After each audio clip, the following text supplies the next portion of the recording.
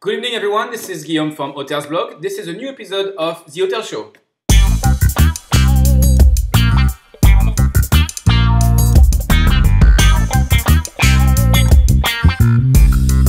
So I hope you have a nice weekend.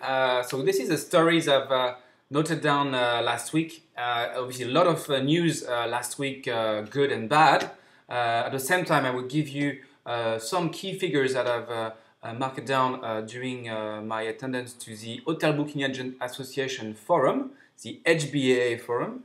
So let me first start with the first story. The first story is the press release that I've seen last week, which was a new opening of a sales office for Booking.com, the leading online hotel booking engine. So they opened a new office in Madrid, and I was not interested by this, but much more how fast they are going in terms of recruitment, because they are nearly 1,000 employees globally.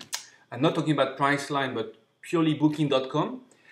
So the operations are really expanding in different markets, and they have about 50,000 hotels according to the sponsor link you can see on Google.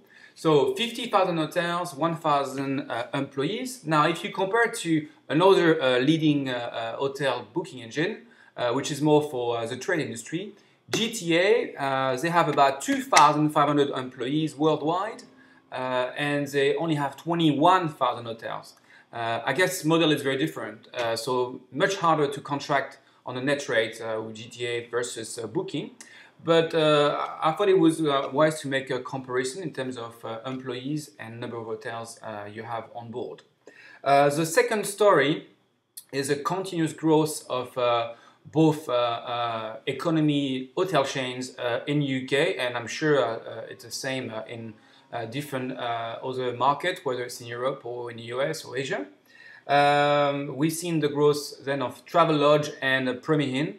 Travelodge have said that they've seen a 45% increase in revenue from corporate business travelers, because obviously companies are very much aware of what's happening in terms of the economy, and they're looking twice at the expenses. So no more luxury hotels. They go more to the travel lodges, and Premier Inn is also definitely taking the same positive news, because they've seen that their hotel sales have increased by 18% from last year.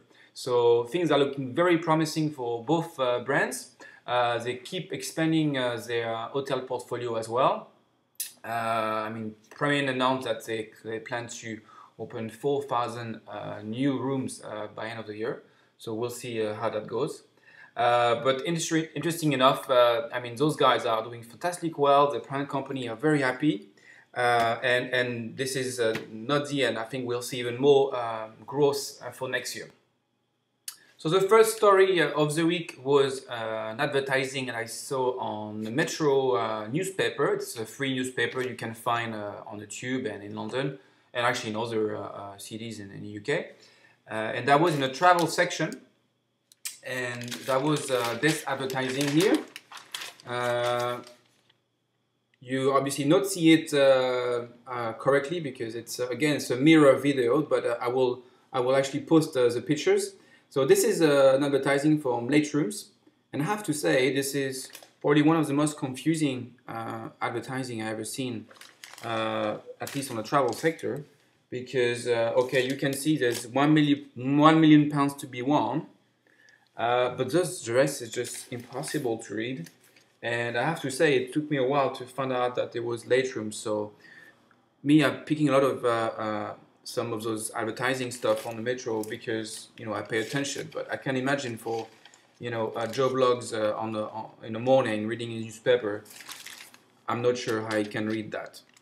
So anyway, that's my view. What about the HBA? Fantastic forum. This is the first time I was attending this forum. For the people outside UK, the HBA forum represents hotel booking agents across the country. And the audience is about 250 people. 2/3 are hoteliers, 1/3 are agents. and already the one specialized in making hotel bookings for corporate travelers, for companies, but as well as finding venues, organize meetings, incentive, conferences. So it was quite interesting for me to not just look at the hotel aspect, but also all what we call the MICE. MICE is, meeting, incentive, conference and events market, which is quite huge in UK, and again, it is applicable to a lot of other markets. So there was a presentation. It was interactive. People were having some electronic device when they can answers to questions during the presentation, or actually ask questions to the panelists. There's so much to say, so I'm not going to spend too much time on this, but I thought I should maybe give some key figures that I've noted down on my notepad. Actually, a forum was at Parkin in Heathrow.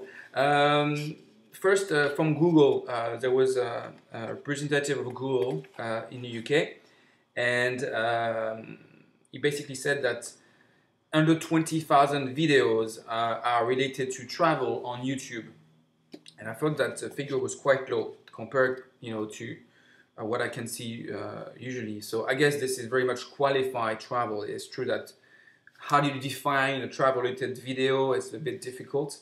But anyway, the other thing I've noted down was before making a purchase in a hotel room.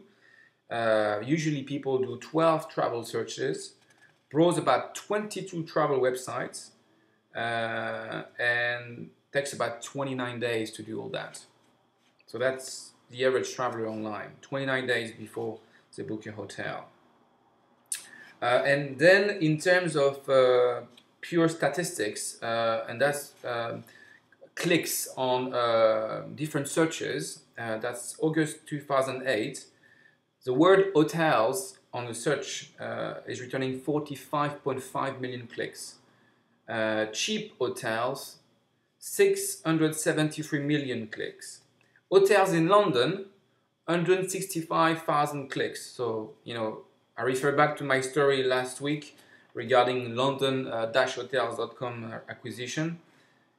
Surely there's a lot of clicks to be made on that site because of that.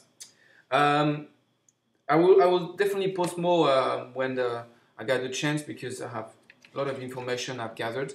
Finally, I just want to give you the latest cover of magazine I've received. Sleeper is the latest one from July, August.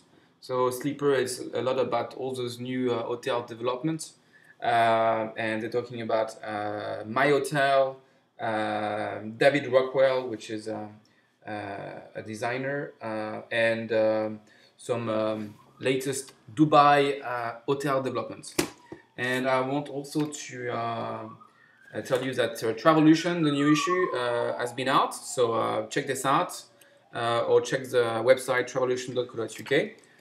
Sorry, Kevin, I haven't got a chance to have a look yet, but I'm sure it is as interesting as ever. And I will also, especially looking at your report that you did to understand customers. So that's it from me for this week. Enjoy the remaining days of the week, and I see you next week. Bye bye.